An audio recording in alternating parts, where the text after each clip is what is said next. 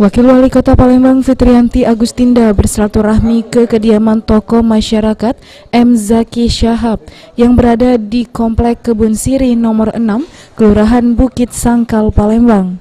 Silaturahmi tersebut guna mendengarkan secara langsung hal-hal yang ingin disampaikan masyarakat kepada pemerintah Kota Palembang sehingga dapat dicarikan solusi secara bersama-sama.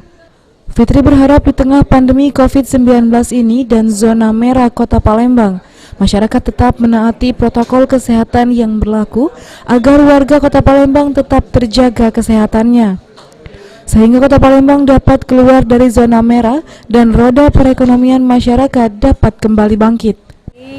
Melalui tali silaturahmi ini kita ingin supaya warga masyarakat Kota Palembang ini semakin dalam arti terjaga kesehatannya, karena mengingat sekarang ini di tengah pandemi COVID-19 semakin banyak warga Kota Palembang yang tertular COVID-19. Kita berharap melalui silaturahmi ini ada hal-hal yang kita bisa sampaikan, dan kita berharap juga masyarakat mulai dalam arti mengikuti protokol kesehatan yang betul-betul sudah diterapkan oleh pemerintah, di mana kita harus jaga jarak, jaga kebersihan, cuci tangan, ya, pakai masker, jangan sampai penyebaran COVID-19 ini semakin melebar kemana-mana.